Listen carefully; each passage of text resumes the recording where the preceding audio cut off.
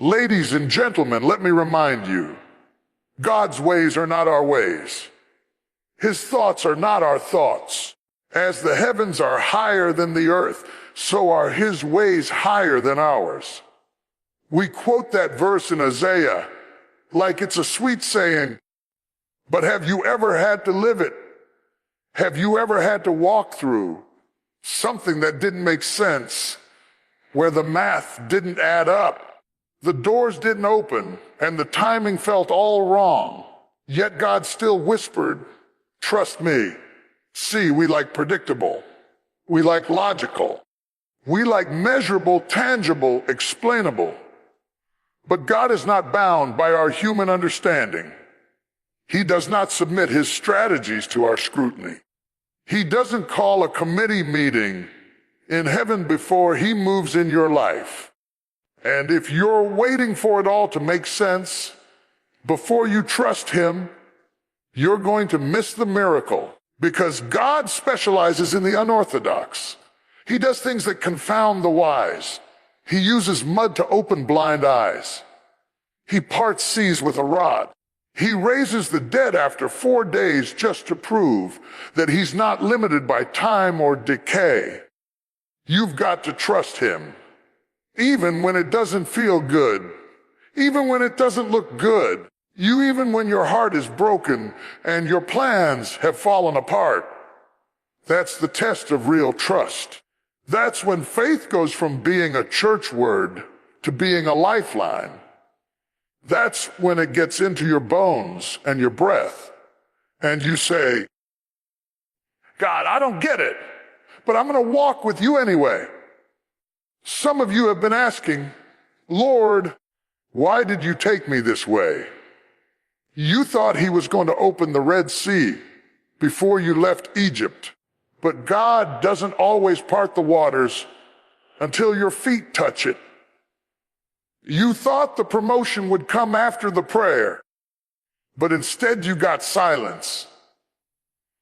You thought healing would come in the moment you believed, but instead you're still waiting. Can I tell you something? Trust is forged in the waiting room. It's built in the silence. It's formed in the confusion. Because real trust says, even when I don't understand, I will still obey. Even when I don't see the evidence, I will still walk in faith. We want clarity, but God is after surrender. We want control, but God wants our hearts. He will lead you in ways that make no sense to shake you out of self-dependence. He will shut doors you thought you needed and open ones you weren't even looking at. Why? Because he's teaching you to lean not on your own understanding. That's not just a verse. It's a strategy for survival. Don't get stuck trying to map out what God is doing. Some of you are tired, not because you're not faithful, but because you're trying to carry the burden of understanding instead of the blessing of trusting. Let it go. Let go of needing the blueprint. Let go of needing the why. Trust the one who sees the end from the beginning. He is Alpha and Omega. He was there when you started, and he will be there when it's finished. And while you're trying to skip the process, God is trying to shape your character. While you're asking him to remove the storm, he's trying to reveal his power in the storm. You think it's the end, but it's only the middle. And in the middle is where trust is born. It's where your faith gets muscle. It's where your praise becomes warfare. So stand still, stand firm, and trust God's ways. They may not be your ways. They may not make sense. But they will always, always be right. Delay is not denial. Just because it hasn't happened, yet doesn't mean it's not going to happen. We serve a God who operates outside of time, but we live inside of it. And because of that, we often assume that if something doesn't come when we expect it, it must not be coming at all. But God is not a microwave. He's a master builder. He's not interested in shortcuts. He's committed to strength. And when he delays with divine purpose. Some of you are in a season right now where you're questioning God's silence. You're wondering if he heard your prayer, if he saw your tears, if he noticed your sacrifice. You've fasted, you've prayed, you've believed, and still nothing seems to be moving. But I came to tell you that heaven's silence does not mean heaven's denial. God is working behind the curtain. Just because you can't see him doesn't mean he's not moving. There is a weight to glory. There is a timing to destiny. And if you receive something too early, it can crush you. That's why God sometimes holds it back. Not because he's punishing you, but because he's protecting you. He will never give you a promise that your character can't carry. So while you're asking for the blessing, he's developing the strength. While you're praying for the door to open, he's making sure that what's behind it won't destroy you when you walk through. We think delay is God forgetting us. No, delay is often God forming us. Look at Joseph, thrown in a pit, sold into slavery, falsely accused, imprisoned.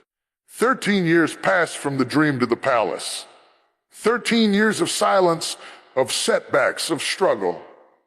But in that delay, God wasn't denying Joseph. He was preparing him.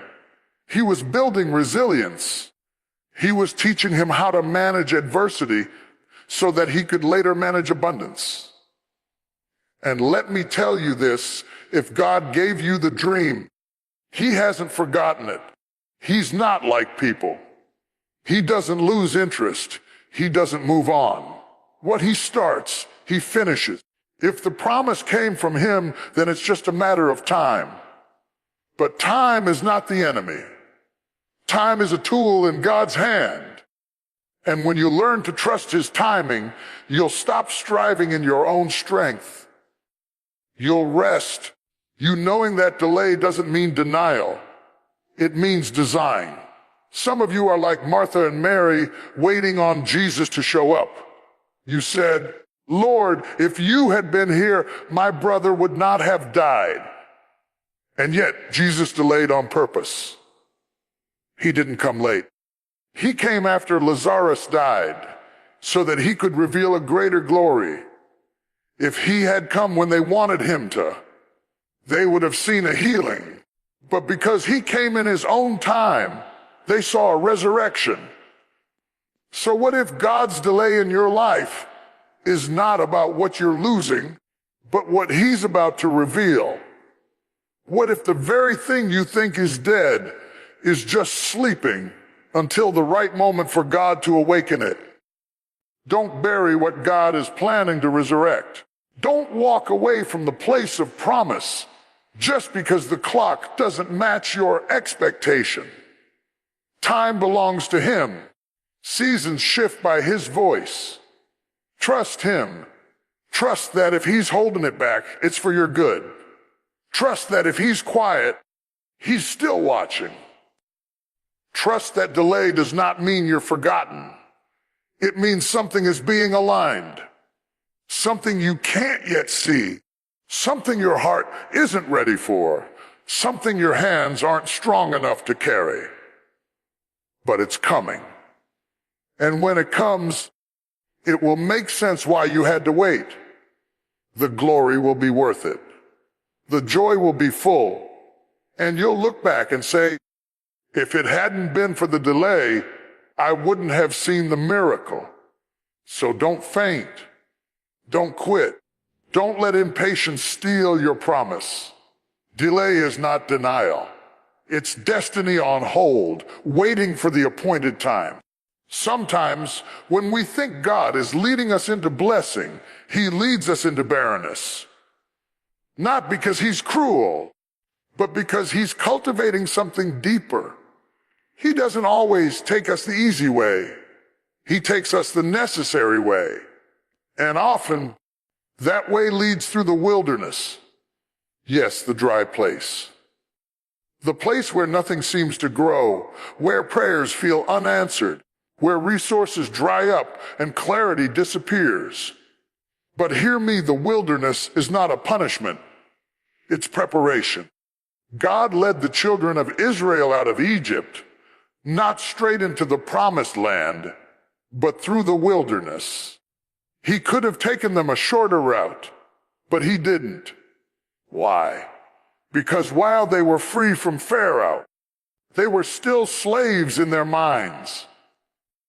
God had to take them through the wilderness to break what Egypt had built in them. He had to transform them from a people who survived under oppression into a people who could stand in promise. You may feel lost right now, like the path you're on has led you further from the promise rather than closer to it. But don't mistake God's process for his absence. The wilderness is where he teaches you to trust him when there's no manna yet, no signs yet, no direction yet. That's where he strips away every crutch, every distraction, every idol, until all you have left is him. And then you realize he's all you needed to begin with. Some of the most profound lessons are learned in isolation. Some of the deepest growth happens in obscurity. In the wilderness, you're not being abandoned, you're being refined. It's where your heart is tested, your faith is stretched, and your obedience becomes pure. Because in the wilderness, you don't serve God for what he gives. You serve him for who he is. God will allow the wilderness to burn off the fluff, to show you what you really believe. It's easy to shout when the promise is in view. But can you trust when it's nowhere in sight? Can you worship when you're thirsty? Can you walk when your feet are tired? Can you obey when you don't feel anything? Because that's where trust is built. Not on the mountaintop, but in the valley. Not in abundance, but in lack. Even Jesus had a wilderness. Before the miracles, before the ministry, the Spirit led him into the wilderness to be tested. If the Son of God had to go through the wilderness, who are we to expect the shortcut? There's something sacred about the season where it's just you and God. No spotlight, no crowd, just surrender.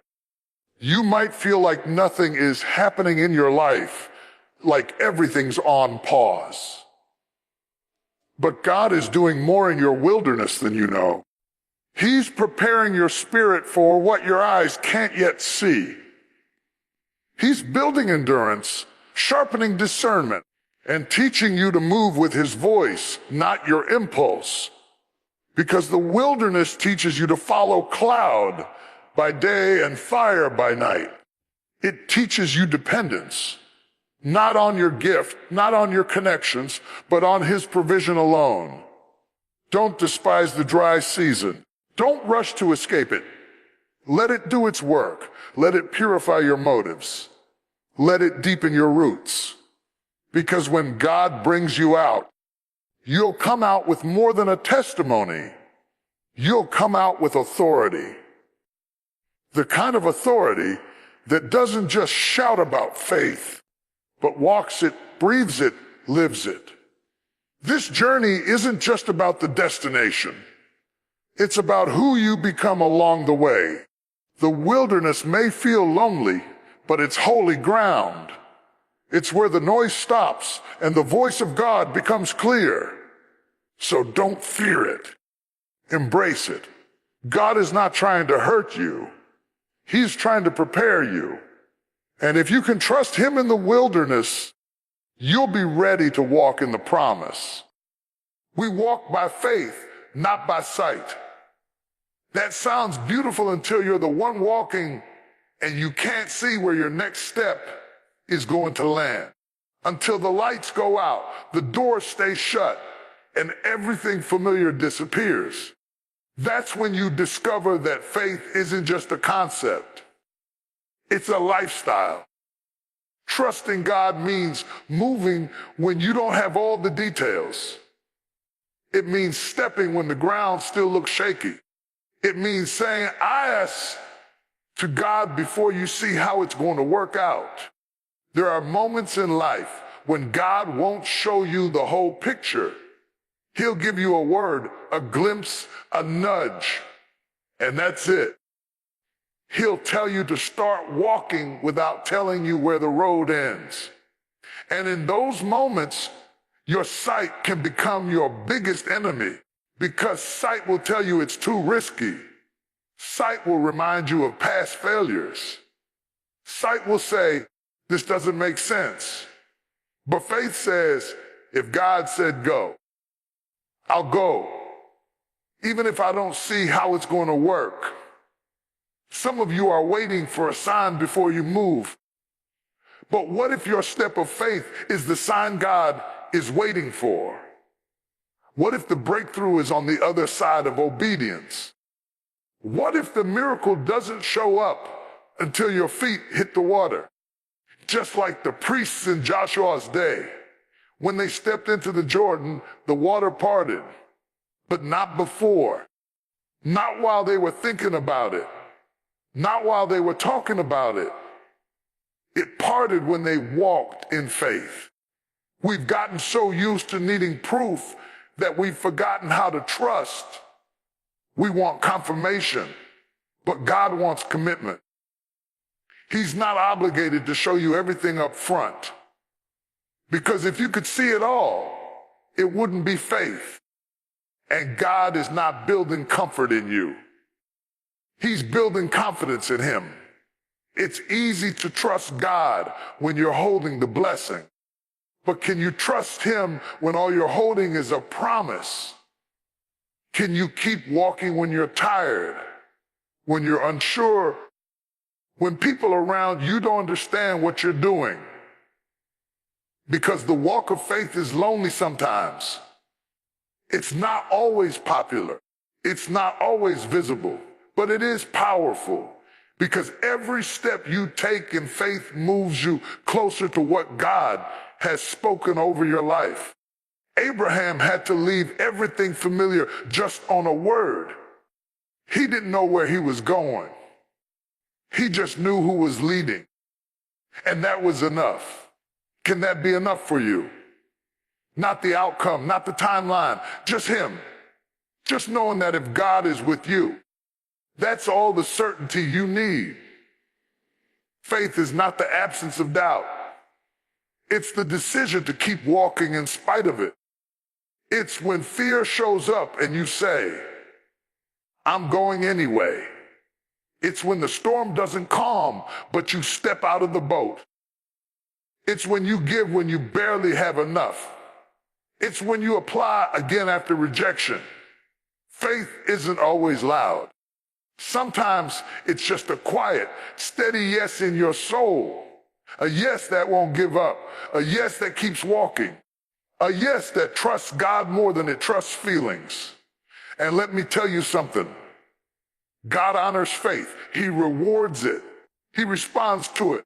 Not because you earned it, but because faith puts you in agreement with what He already decided.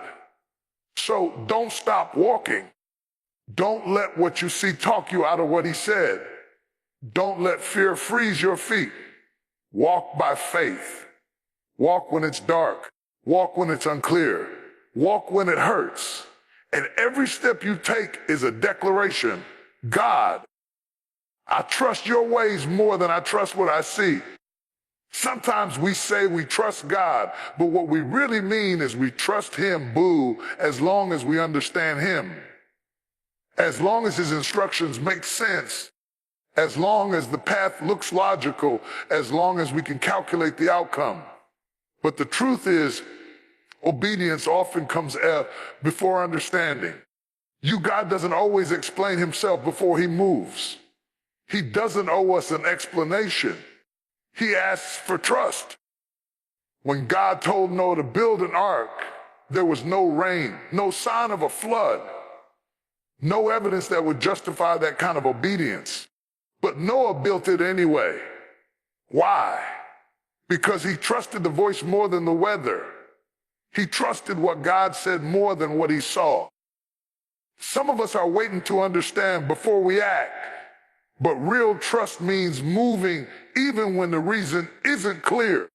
Faithful obedience is the seed. Understanding is often the fruit, and it doesn't always grow overnight. There are seasons when God will give you instructions that seem foolish in the eyes of the world. He'll tell you to forgive someone who never apologized. He'll ask you to stay when everyone else says leave. He'll lead you to give when your resources are already stretched. And in those moments, your mind will wrestle. You'll say, God, this doesn't make sense. And he'll say, I didn't ask you to understand. I asked you to trust. Our God is not interested in your comfort. He's committed to your transformation. And obedience is how he shapes you. Every time you say yes without seeing the full picture, your faith muscles grow.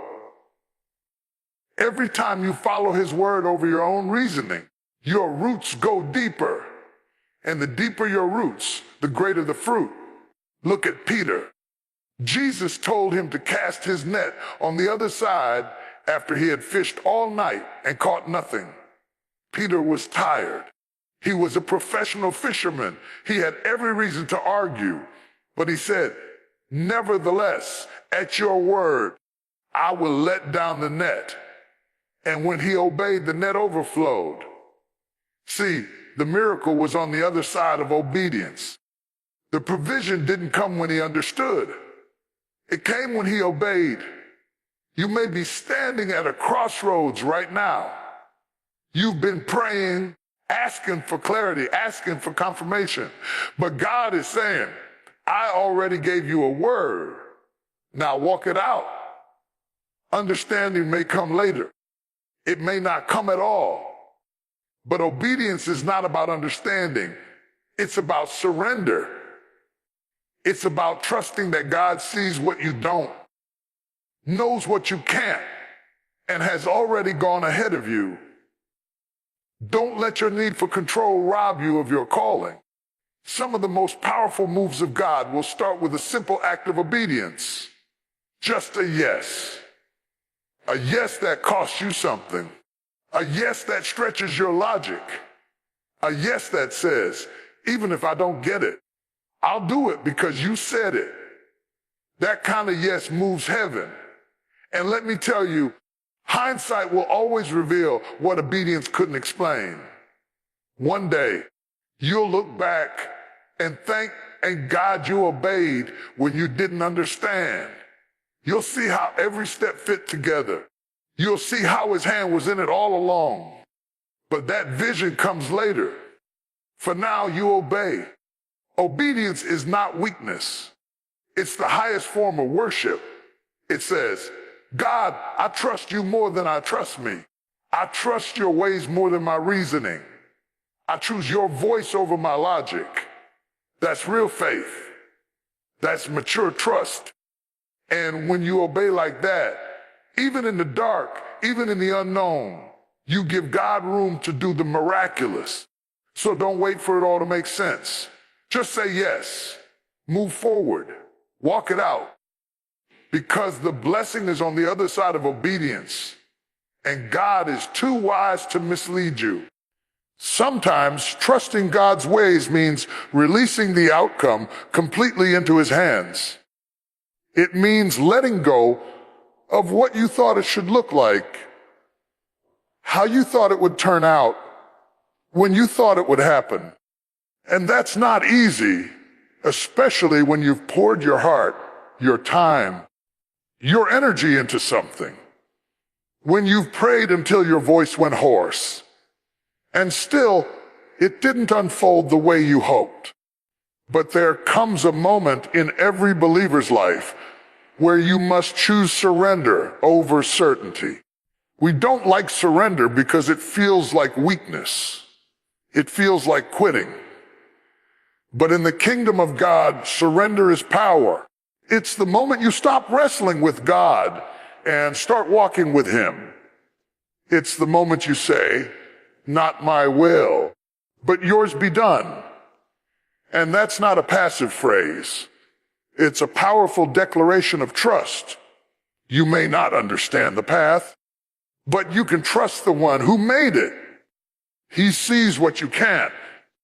He knows what's ahead. And while you're trying to hold everything together, God is asking you to place it in his hands. Not just the good parts, the messy parts too. The broken dreams, the closed doors, the silent seasons. That's what real trust looks like, not just celebrating the victory, but surrendering the uncertainty. Some of us are so focused on the outcome that we've forgotten who we're walking with. We're trying to fix it, force it, figure it out. And God is saying, will you trust me enough to let go? Let go of the timeline. Let go of the plan. Let go of the pressure. Because what God wants to build in you is not dependent on perfect conditions. It's rooted in total dependence. Jesus modeled this on the cross. He didn't just endure the suffering. He surrendered to the Father's will. He said, into your hands I commit my spirit. That's what trust looks like at the highest level. Not when everything's going right, but when everything's going wrong and you still say, God, I trust you with the outcome. You might be praying for something that hasn't happened yet. You might be grieving a door that God closed. You might be asking why it turned out the way it did. But can I remind you that surrender doesn't mean you failed. It means you're free. Free from the need to control everything. Free from the burden of outcomes. Free to walk in peace knowing that God is still writing the story. And trust me, he writes better endings than we do. What you thought was rejection was actually redirection. What felt like loss was actually God making room. What looked like the end was simply a turning point. But you only see that when you let go of the pen and stop trying to author what only God can finish. You don't have to understand everything to trust God in everything. You just have to be willing to release it. That relationship, that job, that plan, that timeline, whatever it is that you've been gripping with both hands, release it. Because as long as your hands are full, God can't place anything new in them. And when you release the outcome, you create space for peace. You make room for God to do what only he can do.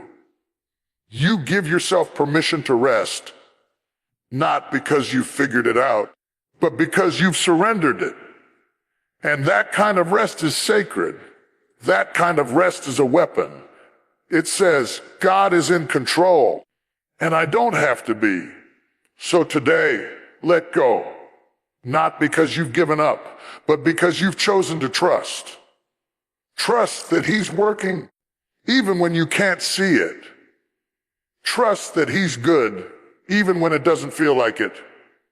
Trust that his ways are higher, deeper, and always right. Because when you truly trust God's ways, surrender becomes strength, and the outcome becomes his responsibility, not yours.